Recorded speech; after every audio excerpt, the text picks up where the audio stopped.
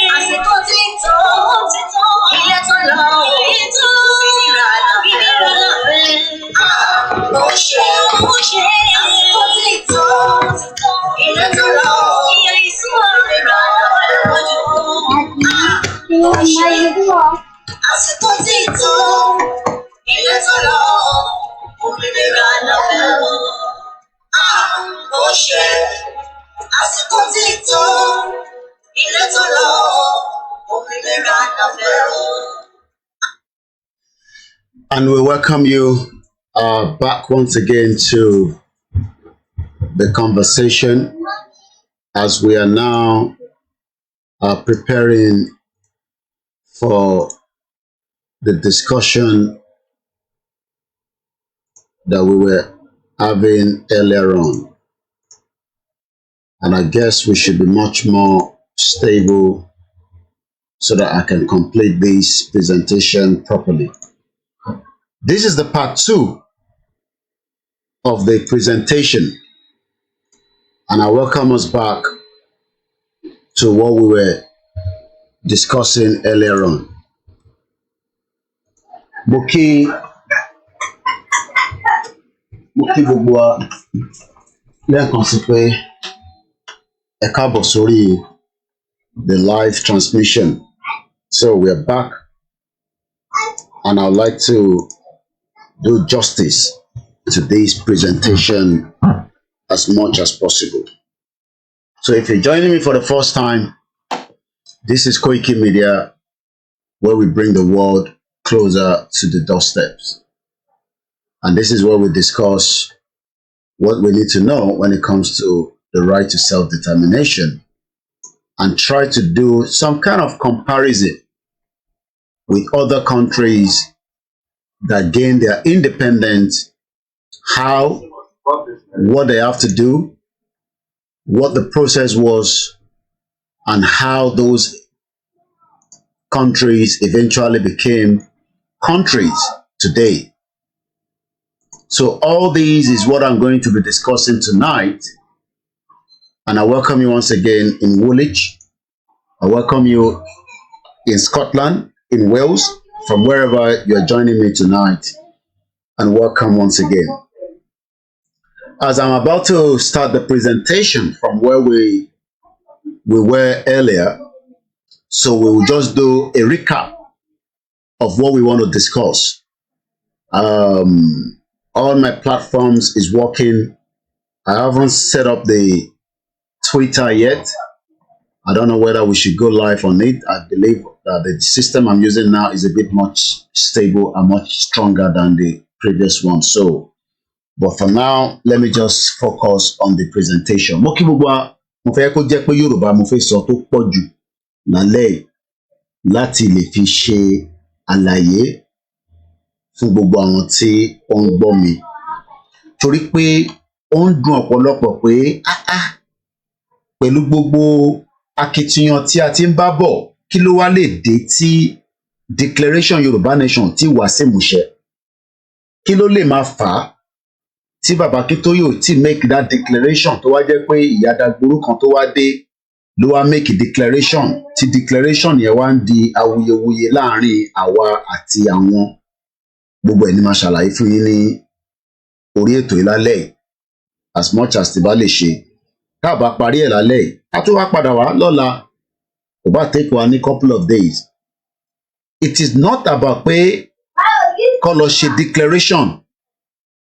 It is about what happened nígbà tẹ́ bá ṣe pé ẹ ti declare. Kí ni authenticity ẹ̀ pé tí gbogbo àgbáyé ò bá tẹ̀ gbọ́ pé tó ò bá tẹ̀ accept pé wọ́n declare Yorùbá Nation, kí ló dé tí wọ́n tún sọ̀rọ̀ nípa ẹ̀? Àti pé ṣé Ukraine tó declare ní 32 years ago, aago 10 àbọ̀ ló ṣẹ̀lú. Ẹ káàbọ̀ lẹ́ẹ̀kan sí gbogbo èyí tí ẹ ti gbára pọ̀ mọ́ wa padà. So ẹ jẹ́ ká wọnú ètò yẹn lọ díẹ̀díẹ̀. Bí mo ti ṣe ń kí ọmọdé náà ni mò ń kí àgbàlagbà. A kí ọba Elédùmarè, ọba tó ní wá, tó dá wa, ọba tí ó ń fi làákàyè tí a fi ń bá yín sọ̀rọ̀ tó ń fún wa ṣe. So ẹ jẹ́ ká padà sí fídíò tí a wò lẹ́ẹ̀kan. Ẹ jẹ́ ká play lẹ́ẹ̀kan sí again. And let's allow the advert to pass through. Now let's listen to it. Had been called by the leaders of last week's coup. Gorbachev promised that after a new union treaty was signed, there'd be immediate negotiations with republics which want independence. But the union is now breaking up without him. This pro-independence rally in the Ukraine was just another example of the mood of separatism sweeping the nation. Local officials in the capital, Kiev, stormed the Communist Party headquarters, requisitioning documents and sealing offices. Party activity has been suspended. Mr. Gorbachev now seems unable to prevent that collapse. His union treaty is looking increasingly irrelevant, most republics opting for direct agreements free of central control.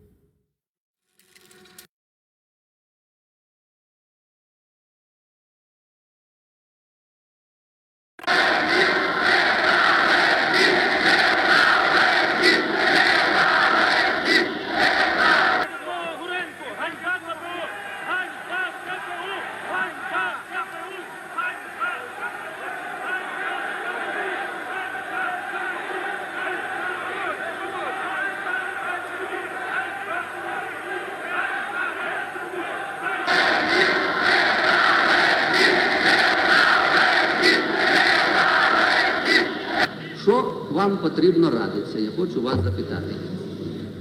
І скільки вже можна радитися? Адже кожен депутат сьогодні час такий, що має мати свою власну позицію. А проголошення не... Now, mo bí wa mo fẹ́ kí a fi ẹ̀mí sí nísìn nígbà tí ọ̀pọ̀lọpọ̀ bá ń béèrè pé declaration kí ni meaning declaration ẹ rí pé àwọn tí ẹ̀ ń wò yìí inú ilé amòfin wọn ni wọ́n wà nígbà tí wọ́n fẹ́ ka Act of Declaration of Independence of Ukraine. Ìbéèrè tí ẹ gbọ́dọ̀ fi sẹ́mi nísìnyí pé kí ló wá dé tí àwọn Yorùbá politician mo kí gbogbo ẹ̀yin ìyá aládàá tẹ́tí wọlé ẹ̀yin ìyá lálùbáríkà ẹ̀tẹ̀yin bàbá lálùbáríkà àtẹ̀yin ọ̀dọ́ kí ló wá dé tí declaration tí Dúpẹ́ Onítìrí ṣe kí ló dé tí a fi ń sọ pé ó wà invalid kò sí nǹkan kan tó jẹ́ pé ó declare àfi pé ó parọ́ fún gbogbo ọmọ Yorùbá 32 years ago làwọn eléyìí tí wọ́n ṣe yìí ẹ rí pé ó ní àpẹẹrẹ ẹ̀mí pé àwọn olóṣèlú wọn náà fọwọ́ sí so ó make it at some point easy for that declaration to sustain. Reason tí bàbá Akíntóyè táwọn kan ní ìjọ ló máa declare ṣé kò ní declare ni mo kíyà tó bí mi lọ́mọ lẹ́ẹ̀kan sí Kúnlé Bakers ẹ̀gbọ́n mi dáadáa kò ní bàjẹ́ fún ẹ Ọlọ́run bá ń fi gbogbo ọkàn ẹ balẹ̀ bó ti ṣe fi ọkàn tàwa náà balẹ̀ á fi tiẹ̀ náà balẹ̀ lágbára Ọlọ́run. Thank you so much for your love and for being there with us for a very long time. Mo kí gbogbo ẹ̀yin tẹ́tí wọlé ìyá wa náà mo kí ẹ má kí n fi kíké ká má fi distract program torí pé mo fẹ́ kí a kọ́ ẹ̀kọ́ èní ní Independence Day àwọn Ukraine mo kí jayajaya tó bá wà lórí ètò mo kàn fẹ́ ká ní a better understanding now ẹ rí pé àtàràlú tá bá lọ padà sí bíbá ẹ rí pé there is a kind of a jubilation àwa ò tí ì rí declaration yẹn múlẹ̀ àmọ́ a ti wà in 7% out of 10 from the rally tá à ń gbé jáde tá a bá wo rally táwọn eléyìí ṣe ẹ rí i pé èyí tí bàbá olóyè Ìgbòho ṣe gan ojú eléyìí gan lọ èyí tí olóyè dẹ̀ ń ṣe ni pé pushing this kind of message ó máa fọ́ọ̀sì àwọn olóṣèlú to come to exactly what we want tí wọ́n ní fi rí election yẹn ṣe tí election yẹn ṣe ní fi wáyé àwa la máa púṣì àwọn olóṣèlú láti make act of declaration if that is what we are going to call it ní gbogbo house of assembly wa because nígbà tá a bá ti block wọn mọ́nu house tí wọ́n lè ṣe kankan tí a bombard wọn mọ́bẹ̀ tó ń ṣe pé a kó bọn lọ bọ̀ in large quantity in large proportion of people just like bí àwọn Ukrainian ṣe ní 32 years ago ó wà lára àwọn tó fọ́ọ̀sì àwọn representative wọn láti accept pé though àwọn kan wà lára àwọn representative wọn that wanted a full exit out of what is called the Soviet Union níjọ́ náà lọ́hùn but àwọn kan fẹ́ lọ just like báwa náà ṣe ní wọn nísìn lóòótọ́ tá a bá tẹkùn àwọn olóṣèlú kọ̀ọ̀kan I'm sure pé wọ́n máa ní yes but àwa ò lè sọ̀rọ̀ àwa expect ẹ̀yin pé kẹ́ push okay TikTok doesn't like picking numbers so ó ti disconnect wa wàhálà wọn ti pọ̀ jù so I'm just gonna leave it for now. ẹ rí i pé àwa ló yẹ ká push àwọn representatives wa láti Kwara Kogi Ondo Ọ̀ṣun Ọ̀yọ́ Lagos State and Ogun State but they knew that the kind of force tó ń bọ̀ the kind of energy tó ń bọ̀ ó máa translate sí pé àwọn representative wa would not have any other option than to go in line with what we want. Tá bá sọ pé a ní àṣẹ election kò sí election náà nìyẹn kò sí nǹkan tó bá lọ ṣe fẹ́ ṣe election nígbà tí gbogbo tá bá dà síta for days weeks tá wà ní títì everywhere block everything tó di pé wà ní stand still our representative will be forced even if they don't like it. Láàárín ẹ̀ làwọn tó fẹ́ Yorùbá nation tó jẹ́ olóṣèlú náà máa wá bẹ̀rẹ̀ sí fohùn síta pé yes a fẹ́ Yorùbá nation but nítorí pé wọ́n mọ̀ pé it will get to that stage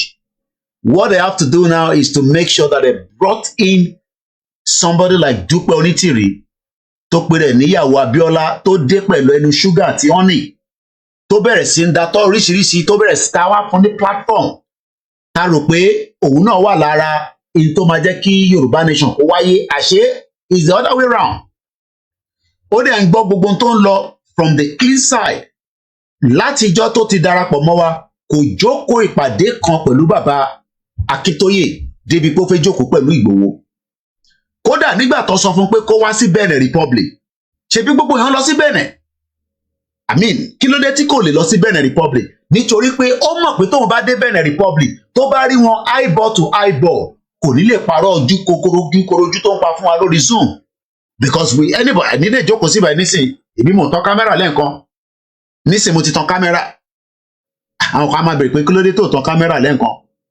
kò mean anything kò ń ṣe pé ẹ mọ̀ mí kò ń ṣe pé ẹ tí rí mi physically àwọn èèyàn ti rí mi so kò fẹ́ jẹ́ kí a rí eyeball ẹ̀ kó lè parọ́ fún wa pé lóòótọ́ in tó gbé dání yẹn confam ni wọ́n ní kó wá sí Benin Republic ó refuse kò fi wá sí Benin Republic but òun fẹ́ jẹ́ kí olóyè Ìgbòho wá sí Badagry kó wá jókòó sí Badagry sínú yàrá kan kó lè capture olóyè mọ́bẹ̀ whereas in tí àwa gbé dání nígbà yẹn ni pé the push pé the crowd lórí rally tá à ń gbé lọ àìtí ẹ̀ tí gbé rally dé Kwara State àìtí dé Kogi state mẹ́ta péré mo lè sọ pé a lọ lẹ́yìn Èkìtì a lọ sí Ọ̀ṣun a dẹ̀ lọ sí Oǹdó olóyè òtẹ tí gbé rally dé Kwara State irú gbogbo awuyewuye àwọn mùsùlùmí tó ń pariwo nísìn bóyá tá a bá débẹ̀ wọ́n á rí i pé yes kò ń ṣọ̀rọ̀ ẹ̀sìn lágbé dání ọ̀rọ̀ pé ìyà ń jẹ yín ní 16 local government area so that kò ní sí reason débi pé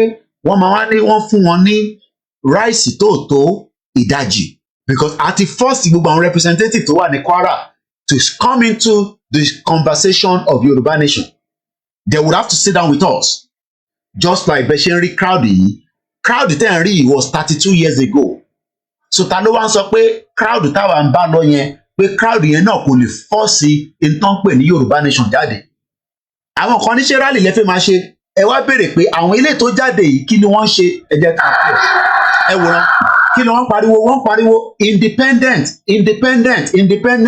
ariwo wo làwa náà ń pa nígbà tá à ń jáde ariwo kí là ń pa nígbà tá à ń sọ pé a fẹ́ kúrò nínú Yorùbá nation àmì nínú Nàìjíríà ariwo pé we want to have our own independent nation ariwo yẹn là ń pa but unfortunately we were interrupted by Dúpẹ́ Onítìrí Dúpẹ́ gangan ló wọlé ló disrupt that movement because she knew that kò ní wá rí bàbá Akíntóyè gbogbo pé ẹ bàbá ò fẹ́ ṣẹgbẹ́ òun ò ní ṣẹgbẹ́ how can you say you want to get a country and you don't want to have people to work with you èmi ò fẹ́ kí bàbá Akíntóyè wà nínú ẹgbẹ́ kankan mo fẹ́ kó dá dúró and all that bullshit and all that rubbish that she was saying because ó refuse láti lọ sí Benin Republic nítorí pé ó mọ̀ pé tó bá lọ sí Benin Republic ó máa ní ìjókòó pẹ̀lú wọn wọ́n dẹ̀ máa bí láwọn ìbéèrè kankan kò ń ṣe ìbéèrè orí Zoom kódà ìjìnlẹ̀ fúnra rẹ̀ ò lè sọ pé òun ti rí Dúpẹ́ Onítìrí rí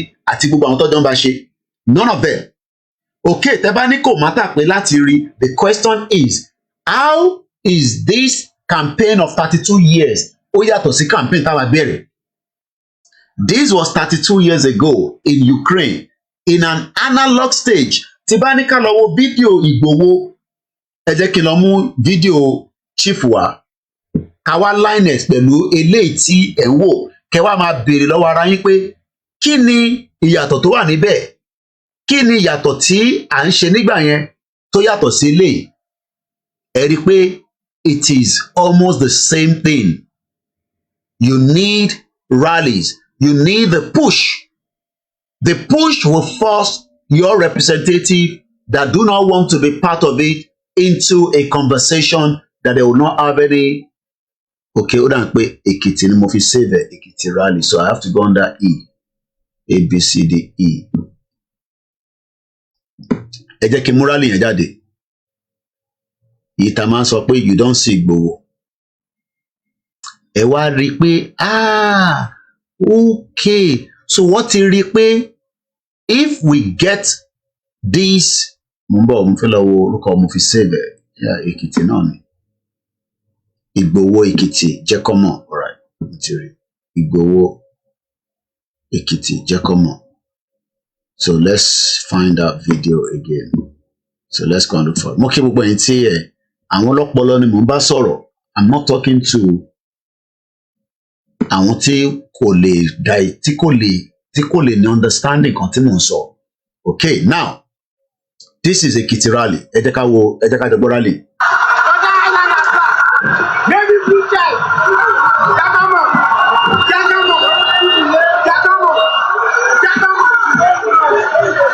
Now ẹ wo rally tẹ́ ń wò yìí. Ẹ wo rally tìsàlẹ̀. Ẹ jẹ́ kí n play tìsàlẹ̀. This is 32 years ago. Eléyìí tó wà nísàlẹ̀. Màá mute méjèèjì. Now ẹ wo difference rally yẹn. No, ẹ jẹ́ kí n tún padà sẹ́yìn. Kí ni ẹ lè sọ fún mi pé eléyìí tariwo tó ń pa ní 32 years ago àti tí olóyè ń pariwo lókè yẹn? Mo fẹ́ fast forward sẹ́yìn again. You can see that they knew exactly what was coming up. They knew exactly. Okay, má bínú. There's a. Okay, now I think you can see. Mo move it. Wá síbẹ̀. Look at. Ẹ jẹ́ ká release the audio méjèèjì. Kẹ́ wá máa rí the kind of synergy. Audio mic tèmi náà máa jáde. So mo fẹ́ kẹ́ wo echo yẹn bó ṣe máa jáde. Ẹ má bínú, mic tèmi náà máa wà on while the Igboho rally that is going. So this is the kind of vibrant, this is the kind of energy tó ń travel ní gbogbo time tá à ń gbé rally yẹn káàkiri. Màá fẹ́ play ti Ukraine yẹn náà. Kẹ́ wá máa wò pé so that means pé the kind of thing tá à ń ṣe nígbà yẹn òun làwọn Ukraine náà ṣe ní 32 years ago. Let's listen to it.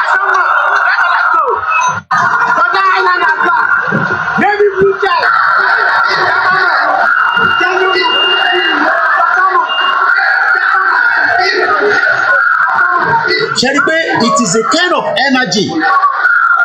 This is a kind of energy. Ṣé rí pé ti Ukraine ẹ rí pé àti tọ̀dọ̀ tiwa. Ṣé rí pé sound méjèèjì. Ṣé rí pé echo yẹn. Ṣé rí pé sound yẹn. Ṣé rí pé energy yẹn. That was the kind of energy that we were pushing 2 years ago. But nígbà tí Dúpẹ́ dé, ó ní rally wo ló ń ṣe? Ṣé rally ló máa gba Yorùbá nation fún yín ni? Ṣé rally ló máa gba Yorùbá nation fún yín ni? Okay, rally ò ní gba Yorùbá nation fún wa. Let's leave these two rallies alone. But there was something that led to Ukrainians push because àwọn náà pariwo, as you can hear from that voice. Tàmá tún play nísìn again. Ẹ wá rí pé ariwo yẹn ó lead síbi tí wọ́n wá wọnú House of Representatives wọn láti enforce àwọn olóṣèlú wọn tìjọ́ náà lọ́hùn pé àwọn ò fẹ́ ṣe pẹ̀lú Soviet Union mọ́, àwọn fẹ́ gba independent ìtọ́dọ̀ tiwọn, which is exactly what we would have do as well. Because tá bá ti wà ní títì tá à ń pariwo lójoojúmọ́, then there will be a kind of, yeah, there might be confrontation, there might be some heat there and there might be some bash there, but at the end of the day, it will give us the push. Push yẹn nísìn ni wọ́n slow down. Eléyìí ṣe pé we don't need ẹ̀rí ìbọn náà wà nílé ni. No, they don't have a gun. All they have is the same flag. Wọ́n ní ṣé flag nìkan lè fẹ́ máa ṣe, ṣé banner nìkan lè fẹ́ máa ṣe, ṣáriwo Yorùbá nation nìkan lè fẹ́ máa pariwo lójoojúmọ́, ọ̀nà wo lè fẹ́ fi gbà, kí ni template náà, and all this nonsense. And that literally divert the attention of the people. So ẹlòmíì gan tí mind ẹ̀ wà at stake, tí mind ẹ̀ wà settle. Anyway, nígbà tí wọ́n kúkú ti ṣe Yorùbá nation, ó yá lọ tẹ̀ka fún Tinubu. At the end of the day, government ti ń run by. Kí ni outcome government? Time will tell. Let's listen to this now. They are shouting ní èdè tiwọn, èdè ìlú wọn pé we want independent. Báwa náà ṣe sọ pé Yorùbá nation now. Yorùbá nation now. And at the end of the day, you can tell that there is a difference in what we were doing to what Dupe Onitiri brought on board. Let's listen now.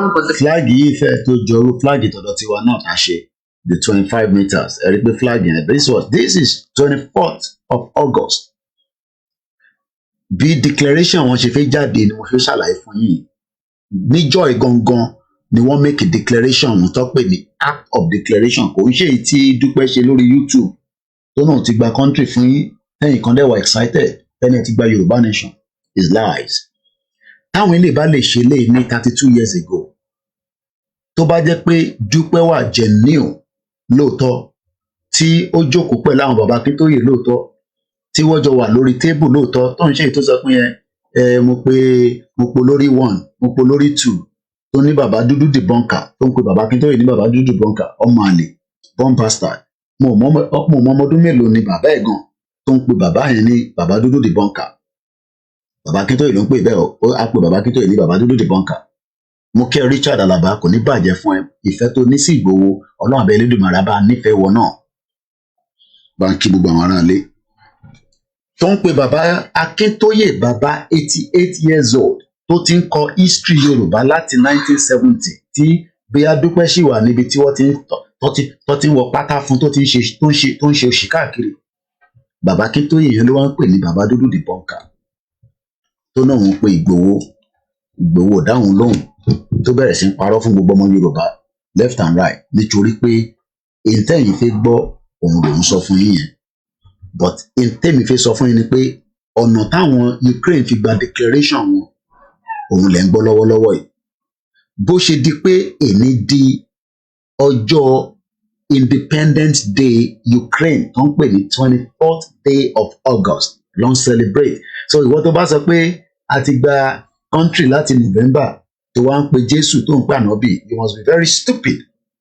orí yín ò pé rárá àtọmọdé àtàgbàlagbà tó ń sọ̀rọ̀ ẹ̀ Ọlọ́run ti bá wa wá gbà àti ṣé nígbà táwọn eléyìí jáde ṣé àwọn eléyìí ò mọ̀ náà they are Christians as well Ukrainians are Christians àwọn ò ṣe gbé Bible jáde kọ́ wa máa reference mọ́ Bible this was 32 years ago but nítorí pé àwa fẹ́ fi gbogbo nǹkan a fẹ́ fi kọ́ lọ́run lọ́rùn we are liars Ọlọ́run kan kọ̀ máa wò pé Ọlọ́run kan kò sùúrù this is 32 years ago video 32 years ago ní black and white lẹ́ ń wò yìí èní náà ni wọ́n ṣe declaration yẹn ní 1991 ẹ jẹ́ ká continue.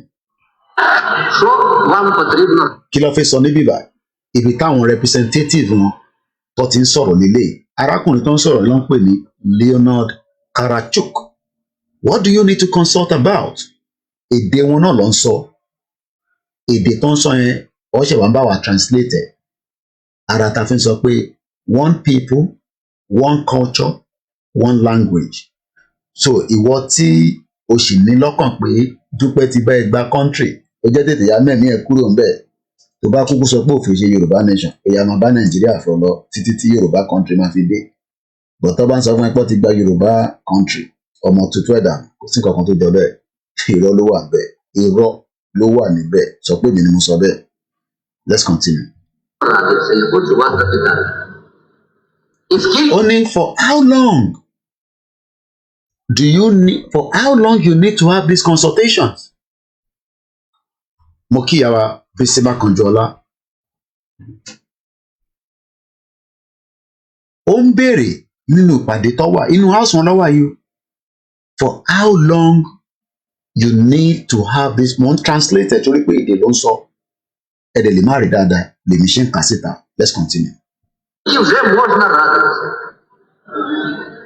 Адже кожен These days is the time when each and every deputy need to have his own position on the matter.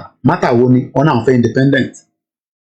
Tó bá jẹ́ pé àwa náà continue push tá à ń bá lọ mo kí àwa beauty àmọ̀ pé tó bá jẹ́ pé àwa náà continue ní trajection tá à ń bá lọ tó bá yẹ pé àwa náà continue níbi tí a ti ń gbé gbogbo ọ̀rọ̀ yẹn káàkiri ní gbogbo ilẹ̀ Yorùbá there would have no other option àwọn olóṣèlú wa láti jókòó pẹ̀lú wa láti make a decision tí a fẹ́ yẹn but kàkà bẹ́ẹ̀ wọ́n fẹ́ lọ ṣe kí ni wọ́n kọ́kọ́ lọ attack Ìgbòho sínú ilé wọ́n ò rí yẹn ṣe mo ń sọ fún yín pé bí Ukraine bó ṣe gba independent wọn òun lè ń wò lọ́wọ́lọ́wọ́ ẹ̀. Ẹ jẹ́ ká continue. Ó ní these days is the time when each and every deputy needs to have his own position on the matter. Position wo ni the independent of the Ukrainian náà mà ló ti gba independent ní 32 years nísìnyí. Ìdí tá a ṣe ń sọ fẹ́yìn kan ni pé ẹ farabalẹ̀ Bàbá Akíntóyè àti Ìgbòho ṣe Bánjí Ayélóge YSDF wọ́n mọ ọ̀nà tí a fẹ́ fi lọ. Gbogbo ohun tí Dúpẹ́ wá sọ diversion ó wá divert mind wa away from in tá a ti ń bá lọ tẹ́lẹ̀. And I've said it again and again. Àti gbogbo àwọn tó ń bá pariwo wọ́n mọ̀ lẹ́mìí ara wọn pé there is nothing called Yoruba nation as a country yet. Депутат сьогодні час такий, що має мати свою власну позицію. Акт проголошення не... Now, ibi tó ti fẹ́ ka act of declaration ṣe rí pé inú ilé amòfin wọn ló ti fẹ́ kà. Ẹ imagine tó bá jẹ́ pé a lọ́ọ̀kì gbogbo àwọn Lagos House of Assembly tí gbogbo àjọ wà nínú house tó lókàlùkù ò lọ sẹ́niwẹ̀ tájọ́ ń sùn tájọ́ ń jí níbẹ̀. They will be forced to either accept what we want or there will not be any sitting in the House of Assembly. This is exactly part of what we would have done. Ìyẹn ni Lagos ò ṣe jẹ́ kẹ́ gbé rally wá síbẹ̀ torí ó mọ̀ pé tí rally yẹn bá ti lè múlẹ̀ ní Lagos State ó máa take effect ní gbogbo state tó kù. That's why they have to keep killing us every time tabana fẹ́ lọ sí Lagos State.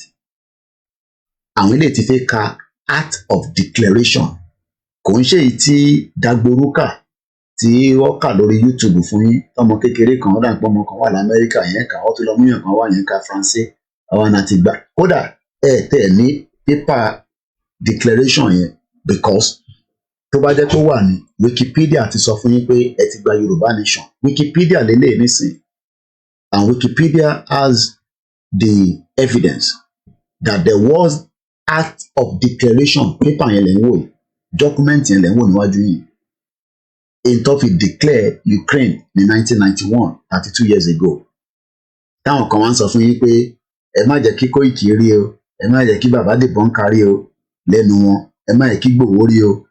This is the act. Mo ti expand èdè wọn ló fi kọ́ ṣe rí pé ó ní òǹtẹ̀ evidence wà video evidence wà ṣe rí pé ó wà dated 24th August bá a tẹ̀ mọ èdè wọn aṣàtìmọ̀ pé August nìyẹn àdẹ̀mọ̀ pé 1991 nìyẹn àwa wá English version ẹ̀ ká máa kà síta but this is how a declaration took place in Ukraine. Ẹ máa wọ́ndà pé Kóìkì báwo ló tún ṣe tí wàá mọ ilé well ibi tí bá jókòó sí èmi sọ fún yín pé I take my time. Èmi ní international journalist yín ní gbogbo Yorùbá nation ẹ forget ẹ kò ń ṣe tẹnu kò sẹ́ni kankan tó lè beat mi láàrẹ̀ mo mọ yín ní kò jẹ́ pé wọ́n ṣe ń sọ fún mi ní international wise ẹ jẹ́ kí n sọ fún yín bí ṣe gbọ́ pé ní Ukraine celebrate declaration wọn ibi báyìí ni mo wà tí mò ń wo mo fẹ́ lọ sórí history mi lórí YouTube and this is where I was in tí mò ń gbọ́ lọ lélẹ̀ mo fẹ́ sọ̀rọ̀ nípa omi àti ship bọ̀ kò ń ṣe léèní ní máa ṣe yẹn mo fi join it together video bèbí ni mò ń wò she's like also somebody I love to listen to.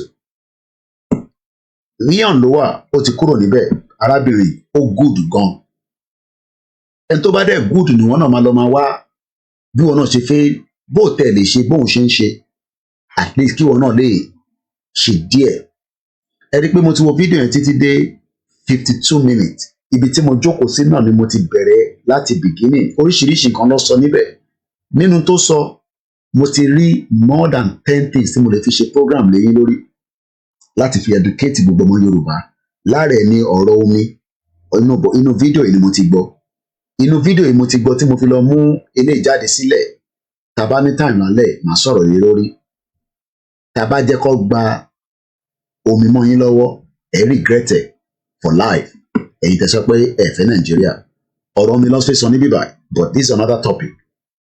Gbogbo kọ̀ńténà tó ń lọ sí Amẹ́ríkà wọ́n níbi kan tó máa ń gbà tó ń pè ní Panama Canal. Panama Canal yẹn omi fresh water ló máa raise ship yẹn wá sókè. Màá ṣàlàyé yẹn fún yín, mo fi mix ẹ̀ pẹ̀lú nǹkan tí mo fi ṣe lálẹ́. But inú bíbá ẹni mo ti gbọ́ pé today in history ni Ukraine celebrate their independence. In tó fi mú mi jáde láti fi sọ̀rọ̀ lórí bó ṣe gba independent wọn. Mo wá lọ Google ẹ̀, mo wá rí i pé báwọn ṣe gbà ọ̀nà tó fi gbà òun la fi ń ṣe presentation lálẹ́ yìí. So ẹ jẹ́ ká gbọ́ nǹkan tí bèbè sọ. The iconic clock tower overlooking the Kaaba in Mecca was hit by lightning. Finally, we're taking you back in history on this day, 1990. Today in history, mo fi sọ̀rọ̀ yẹn lórí. Mo sọ fún yín pé ẹni mídíà tó dáńtọ́ lẹ́nu, ẹni mídíà tó ní understanding tó ń pè ní foreign relationship, mo ti gbọ́ títí dé BRICS, ó ti sọ̀rọ̀ oríṣiríṣi.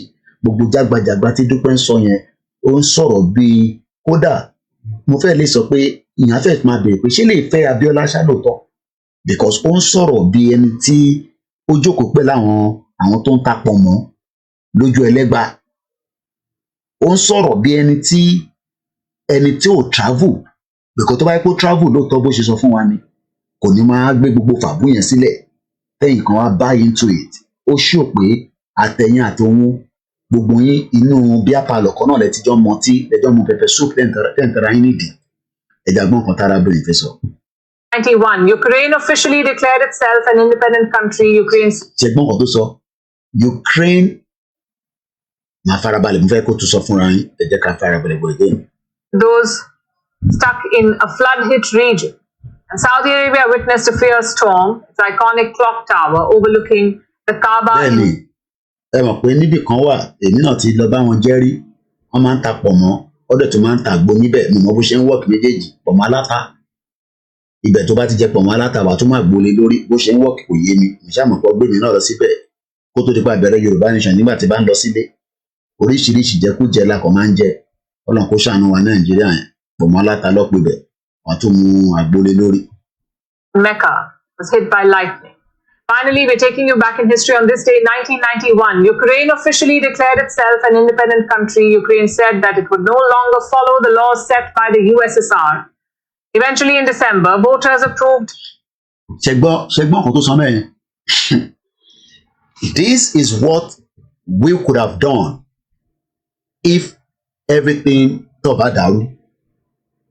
Because àwọn olóṣèlú ò ní agbára aráàlú la rí ní bíbáyìí. That is the evidence here. No, not this one. This is the evidence. Wọ́n ti fẹ́ ka out of that declaration.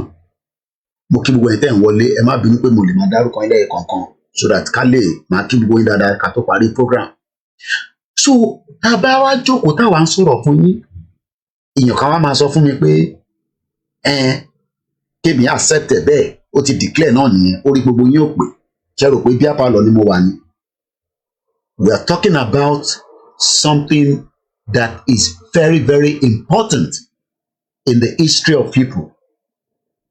6 hours lárábìnrin ṣe fídíò 69,000 people ti gbọ́ nítorí pé ó kúrò ní Wion ó ti wá sórí first post ó gbóná kódà èmi gan máa ń fẹ́ gbọ́ nǹkan tó fi sọ ni. Èèyàn kan wá sọ pé àti gba country wa ẹ jẹ́ ká tó rìn wá díẹ̀ sí ká tó máa tẹ̀síwájú. Ibi tèmi ti mú ọ̀rọ̀ Ukraine tẹ̀ ń gbọ́ lálẹ́ òun lẹ ti gbọ́ yẹn. That shows that is what I do.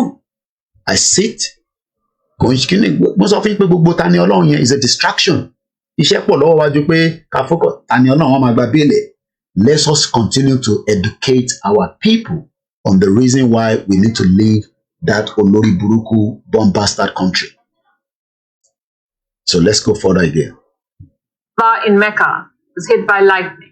Finally, we're taking you back in history on this day, 1991. Ukraine officially declared itself an independent country. Ukraine said that it would no longer follow the laws set by the USSR.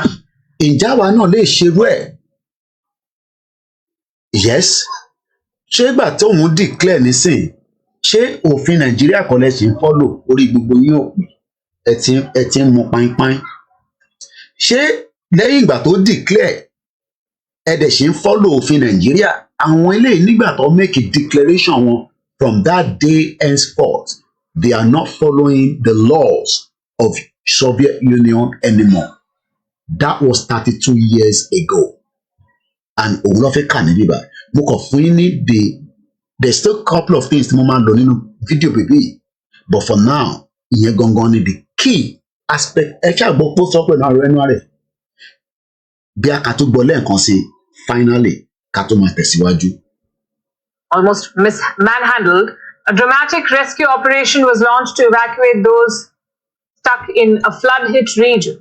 And Saudi Arabia witnessed a fierce storm. Its iconic clock tower overlooking the Kaaba in Mecca was hit by lightning. Finally, we're taking you back in history on this day, 1991. Ukraine officially declared itself an independent country. Ukraine said that it would no longer follow the laws set by the USSR. Eventually, in December, voters approved a referendum formalizing Ukraine's independence. Leaving you with that. ṣẹgbọ́n kan tó sọ mo kí ẹ̀gbọ́n mi mo gbọ́ láwọn ṣe rí i pé ẹ̀yin wá ní ẹ̀ declare arábìnrin yìí ò bá yín gbé àjàsíra ò gbé ẹ̀dẹ̀ sọ pé kò má tà ẹ wá ní ọ̀dọ̀ ìjìnlẹ̀ tó yẹ pé gbogbo subscriber ẹ̀ lórí YouTube kò pé 10,000 so ìjìnlẹ̀ yẹn ló wá ń pass message Yorùbá Nation Declaration àti Jimmy Boy fún gbogbo ọmọ Yorùbá nílẹ̀ Yorùbá ṣe rí i pé kódà pọ̀ mọ́ aláta gan dẹ́ ó fẹ́ẹ́ da tó ọ̀rọ̀ Dúpọ̀ Onítìrí lọ torí pọ̀ mọ́ aláta ẹ̀mọ̀ pé àtún máa ta lẹ́nu sẹ́sẹ́ pọ̀ mọ́ aláta ó fẹ́ẹ́ da tó ọ̀rọ̀ tí Dúpọ̀ Onítìrí sọ. ẹni Dúpọ̀ Onítìrí is a joke ẹ̀ ń sọ fún mi pé kò ń ṣe joke èèyàn kan tún pè mí lánàá ó ń bá mi argue ṣe rí i pé ṣe bẹ́ẹ̀ gbọ́n tí woman yìí sọ èyí tí woman yìí sọ evidence dẹ̀ wà evidence ẹ̀ ni mo fi ń wọ̀nyí látàbọ̀ Declaration Act òun lélẹ́yìí bá àtẹ ẹ̀gbọ́n èdè tó kọ aṣáàrí pé towards the end ó ní nǹkan tó ń pè ókè ẹ bá mi béèrè pé níbo ni Yorùbá Nation Declaration wà mo fẹ́ Google ẹ̀ ní o Yorùbá Nation Declaration níbo ló wà níbo ni Yorùbá Nation Declaration wà níbo ni yàtọ̀ sáwọn tó fi ṣe fídíò tó reference lé lórí níbo ni Yorùbá Nation Declaration wà mo ń béèrè lọ́wọ́ gbogbo ọmọ Yorùbá ìbóhùn ni mo ti Google nísìn ẹ má bínú helicopter kan ló ń fò lókè ẹ kà yẹ kí helicopter yẹn lọ bí àwọn tí ń wá àwọn ọmọ ńlá nìyẹn.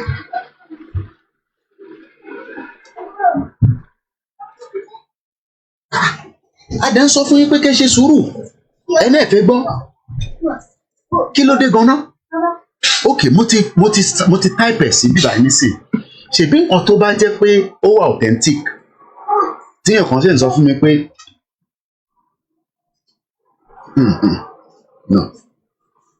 tíyẹn kan sọ fún mi pé kí kémi tún lọ wo United Nations website lápapọ̀ nínú United Nations website ìbọn mo ti fi sí bíbá yín nísìn Yorùbá Nation Declaration bí ṣe Google ẹ̀ nísìn ó jẹ́ kó gbé gbogbo declaration yẹn síta fún wa ẹ wá sọ Yorùbá Nation ẹ wá sọ di àwàdà kẹríkẹrí ìjìnlẹ̀ wá jókòó ó ń sọ garbage lẹ́nu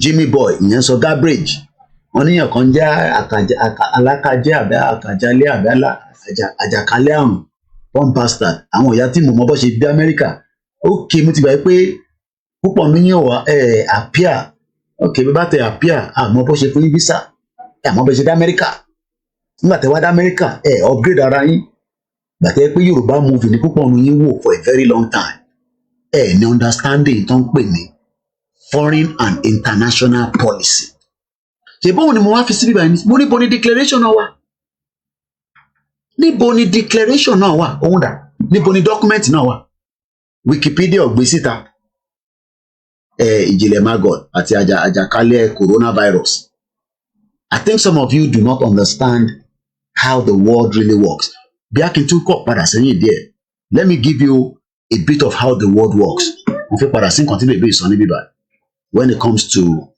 kò ń sọ̀rọ̀ moon ẹ jẹ́ ká nígbà tó ń sọ̀rọ̀ nípa ó ń sọ̀rọ̀ nípa BRICS now what he accept more countries into the BRICS.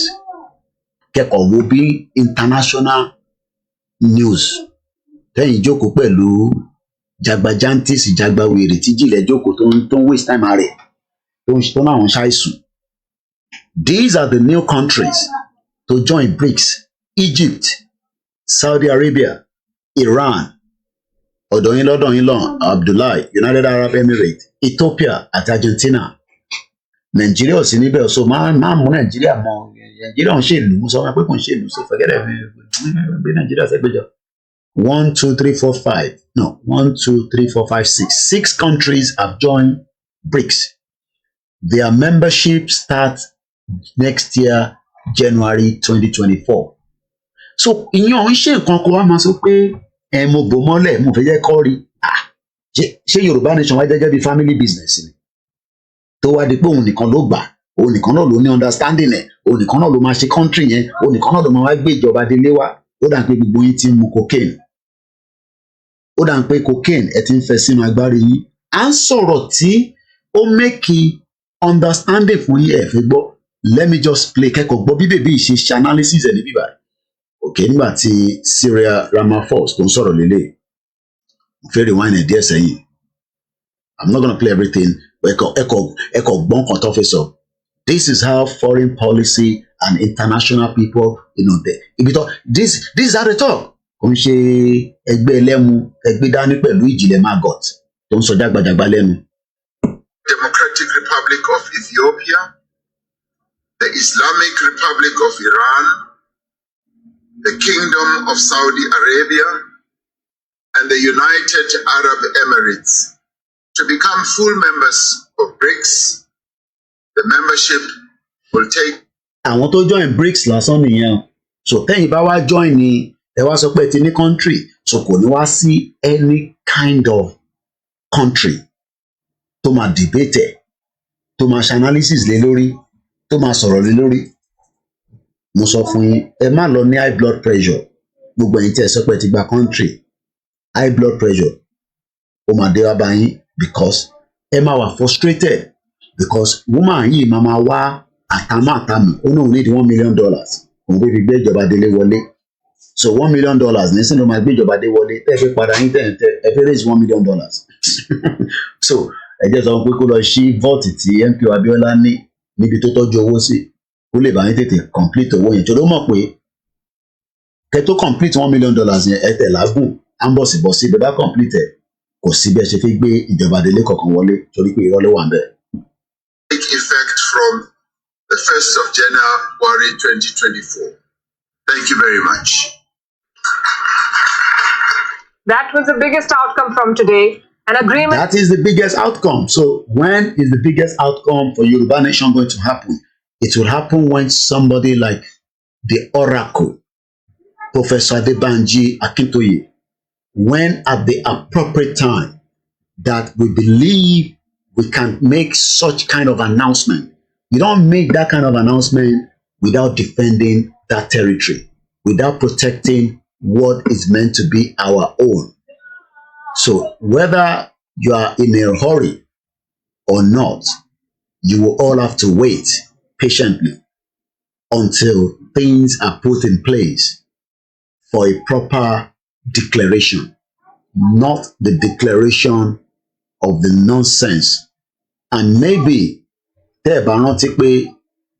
Yoruba Nation is only registered under the UNPO, which has a document, which has a video, which has evidence, which have everything it takes.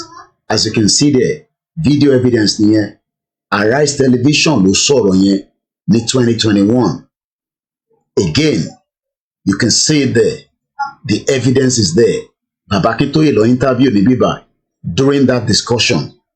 Nítorí pé COVID ni ó jẹ́ kó lọ sí ibẹ̀ láti lọ ṣe program yẹn ni, but because of the COVID at that time, bí àyẹn lẹ́yìn mix up. Yes, there was also the mint, which was meant to have been Mexico, India, Nigeria, and Turkey. Yes, mint country. But Nigeria is a waste of time. Ó ti delay ayé gbogbo other African countries. So it's a complete joke. And this is why bí akẹ́kọ̀ọ́ farabalẹ̀ kẹ́gbọ́ bíbá nígbà tí bàbá Akintoye ṣe presentation. Really delighted actually to be introducing Professor Banji Akintoye. I'm going to unmute him just to make sure that he is actually here.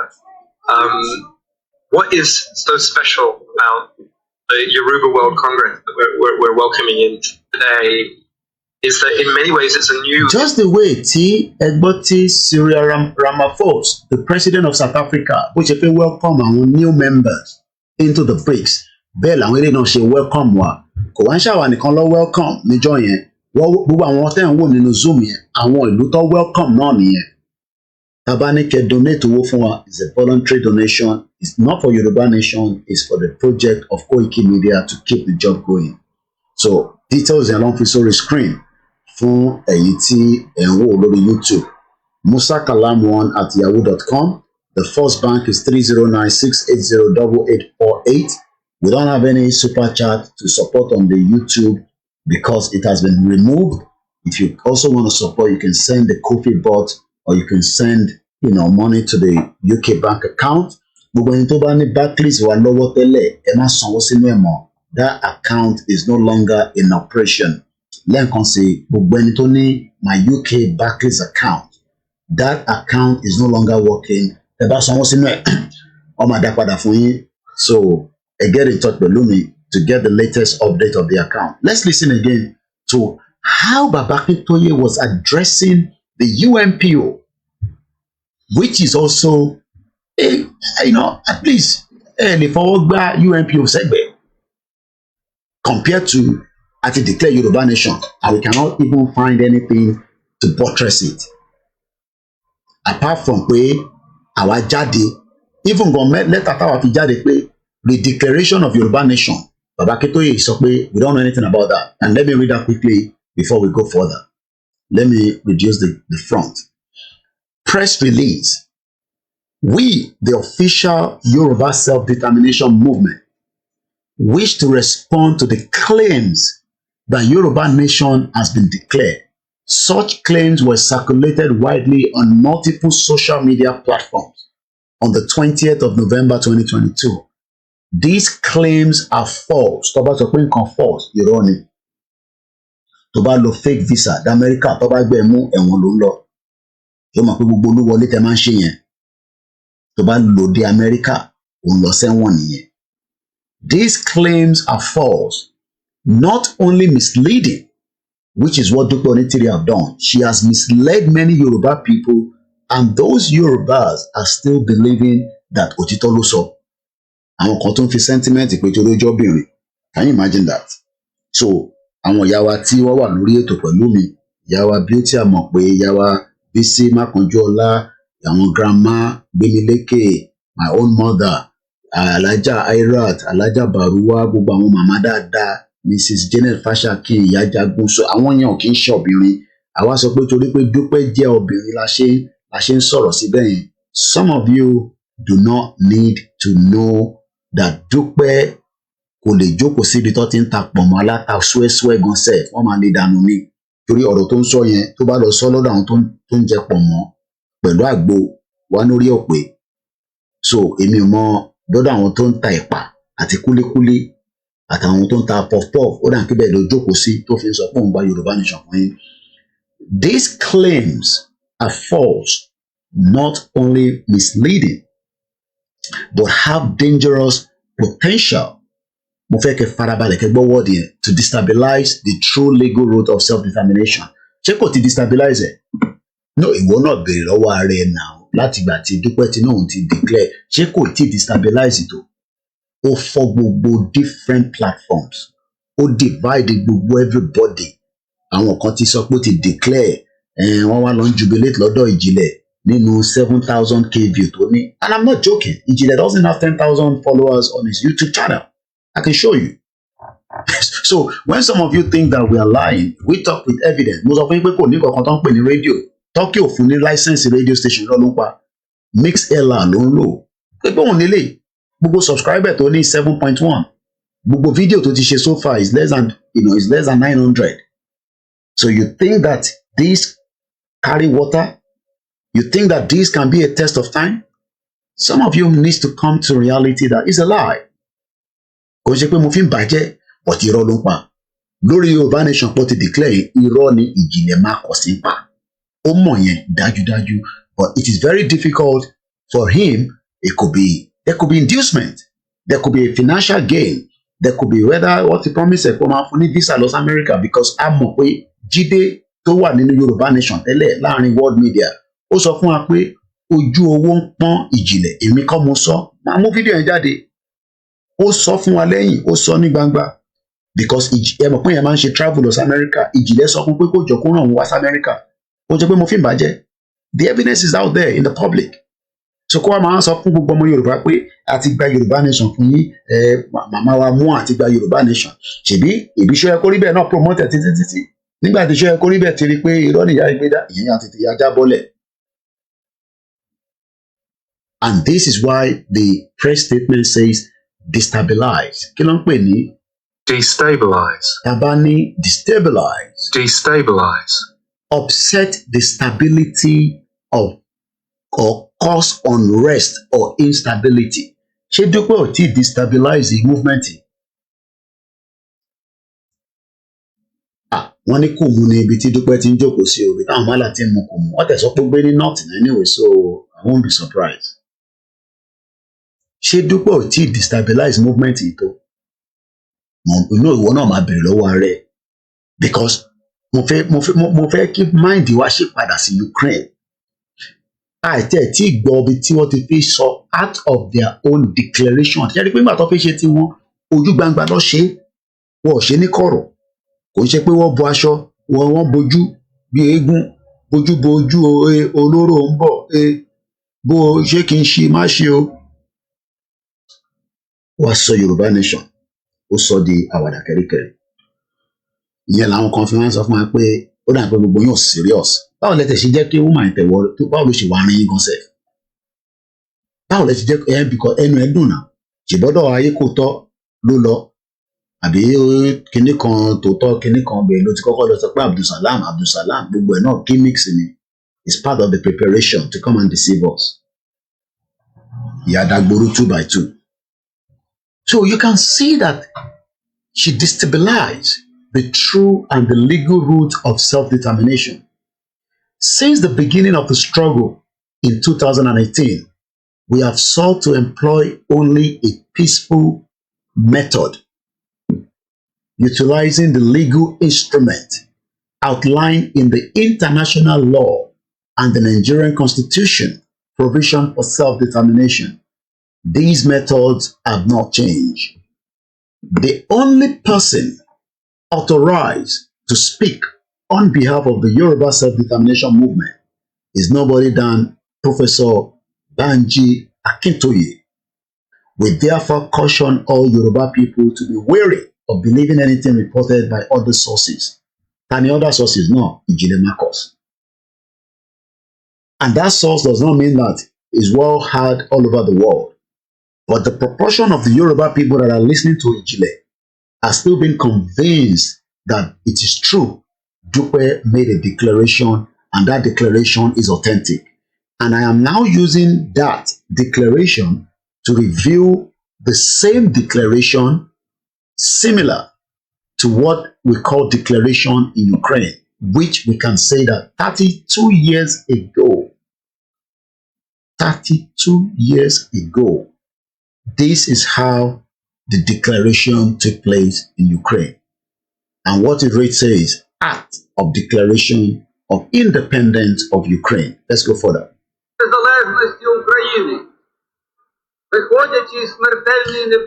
In view of the mortal danger surrounding Ukraine,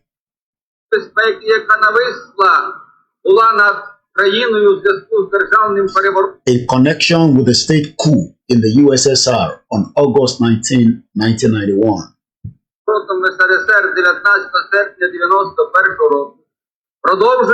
continue the 1,000-year tradition of state development in Ukraine.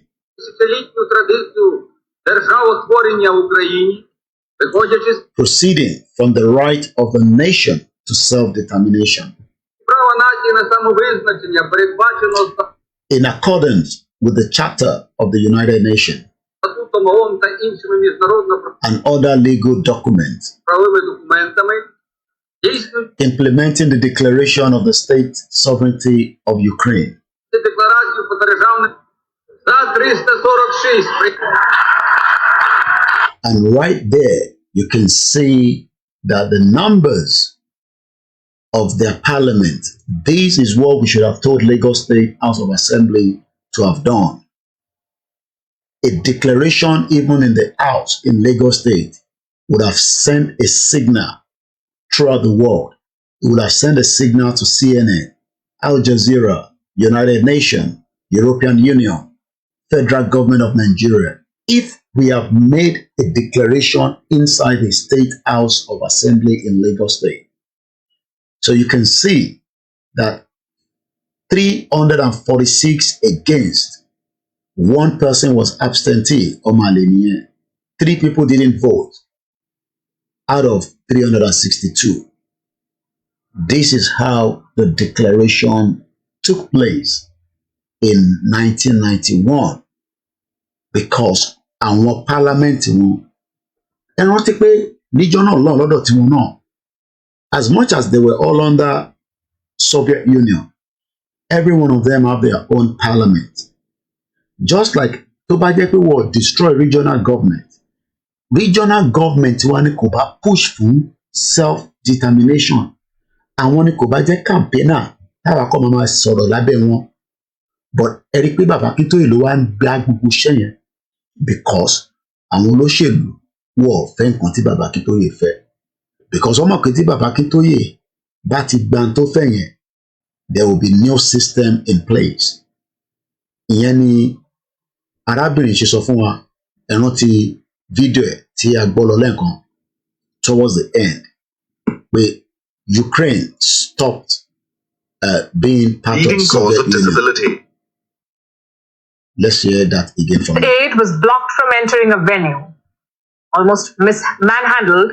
A dramatic rescue operation was formalizing Ukraine's independence. In history on this day, 1991, Ukraine officially declared itself an independent country. Ukraine said that it would no longer follow the laws set by the USSR. So, nígbà tí Dúpẹ́ náà ti gba country fún yín, kí ló dé tó ṣì tún accept law Nigeria? Kí ló dé tó ṣì ń follow òfin Nigeria? Gbogbo ẹ̀yin tẹ́ wá ní wọ́n ti gba country yẹn, kí ló dé tí ẹ ṣì ń lo òfin Nigeria? Kí ló dé tí ẹ stop láti máa lo òfin Nigeria láti November last year? Ẹ ṣì ń prepare, ẹ ṣì ń dúró de ìjọba délé, ẹ ṣì ń dúró de kí ìjọba délé dé tó bá ti raise owó tán, so that ìjọba délé yẹn á wá gbé òfin constitution tí yín jáde, á wá gbé monetary system tí yín jáde, á wá gbé passport tí yín jáde, á wá gbé owó tí yín jáde. Do you know how many things is involved? Ẹ wá sọ countries, ẹ sọ the family business. Ẹ fi pin mọ́ra yín lọ́wọ́, ẹ sọ the family business. I don't think some of you knows the reality of what is called a country. I don't think some of you knows that there will still be, even in a country, there will be opposition. So ẹ wá fi mandate gbogbo nǹkan lé everybody lórí, ó dà pé kò mú tẹ̀ mú, kò jẹ́ kẹ́ ní understanding. I'm not going to push too much on this program tonight. We've done 1 hour again. I will leave it for now like this. We will continue furthermore tomorrow. I just wanted to make it on record that Lenity Ukraine is celebrating Independence One. We touched on that same topic. That is the reason why we are out again, as much as at least it will be on record that 24th is Ukrainian independence. Even though many Yorubas do not want to accept the reality that you don't have a country yet. But the fact is, there's nothing called Yoruba Nation country as we speak right now. Kò sí nǹkan kan tó ń jẹ́ pé declaration wà. Don't be deceived. Don't be fooled. Don't allow yourself to be deceived by this guy man 419 media that is telling you that they declare a country. Yes, gbogbo tó ń sọ is more like a campaign for awareness. Tẹ́ bá lọ gbọ́ gbà mí tó bá sọ̀rọ̀, ọ̀rọ̀ wọn gan ó wà contradictory. I listen to him all the time, and his words are very, very contradictory. You cannot be saying that you have a country and be trying to still talk about Nigeria. Kò sí nǹkan tó kàn pẹ̀lú Nigeria mọ́. But unfortunately, because they know that they don't have what it takes as the country that they say they've declared. So he has to keep talking about Nigeria because when you say you have a declaration, you must start talking about policies. You must start talking about, relationship, setting up a government. I think setting up a government is like your family business. I think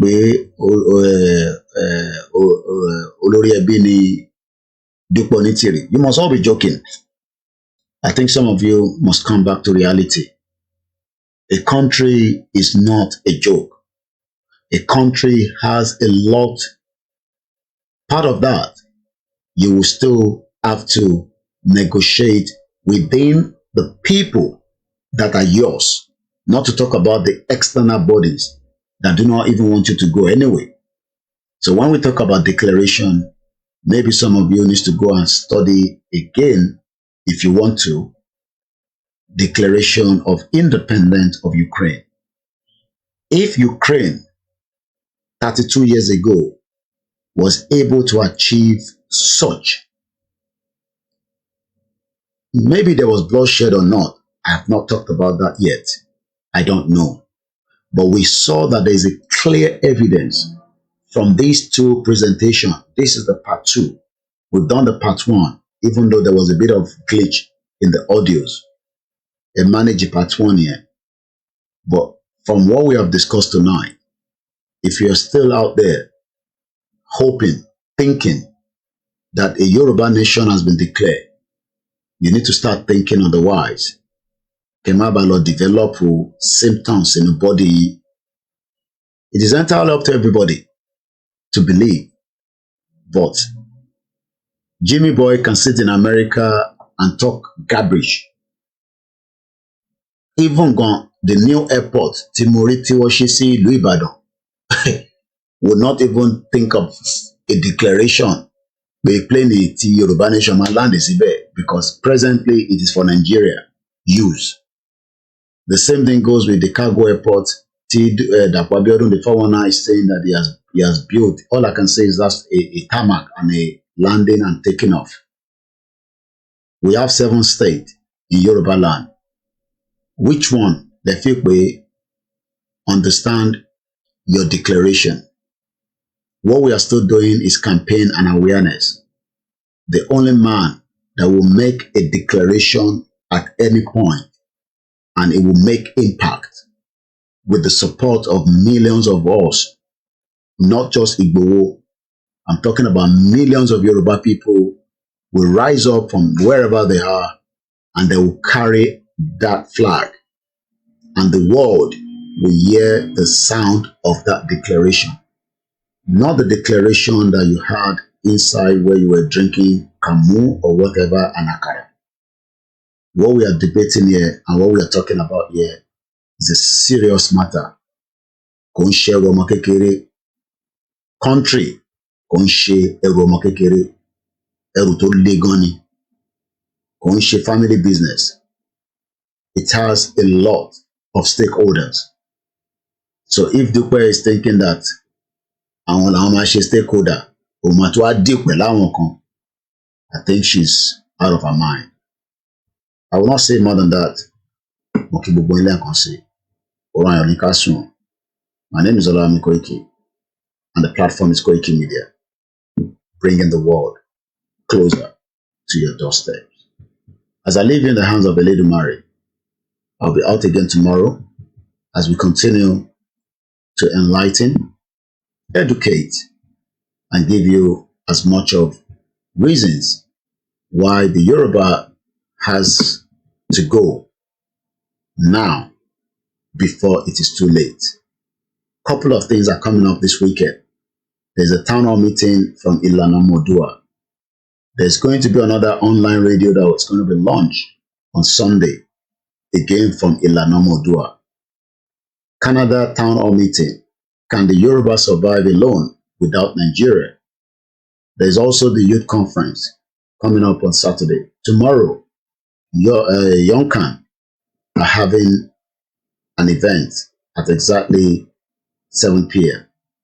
The shortwave radio is still okay. You might want to switch it on, or you might want to download the apps on the Play Store. Don't let your mind trickle. We are on the right track. Emma Mikon, Emma Foya, Emma Jakie mi Koshe Ziggy Ziggy. Yes, it might look like nothing is happening right now, but I can tell you a lot will happen. And that lot that is going to happen will kickstart when it needs to start. But next month, at the New York General Assembly, United Nations General Assembly rather, the mega rally are coming out again to tell the world the reason why the Yorubas are agitating for the right to self-determination.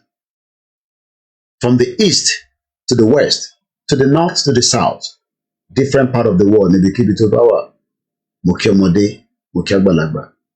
Moki gbogbo yín lẹ́ẹ̀kan sí, anthem mi ni mo wá o, so that I can end the broadcast. And on that note, shout out to you all.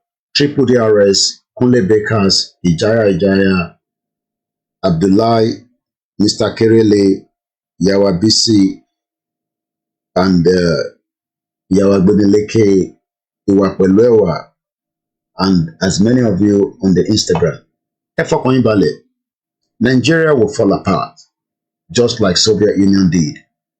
It will happen in our lifetime. But the question is, we must continue to listen to instructions, especially from those leading the movement, so that Kemalokpan, because some of you do not want to listen. You want to be the boss of your own. And that's why Majid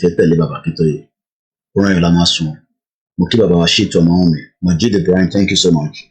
And the rest of you, if I didn't mention your name, just checking out now. Koiki Media, bringing the world closer to your doorstep. Odaro.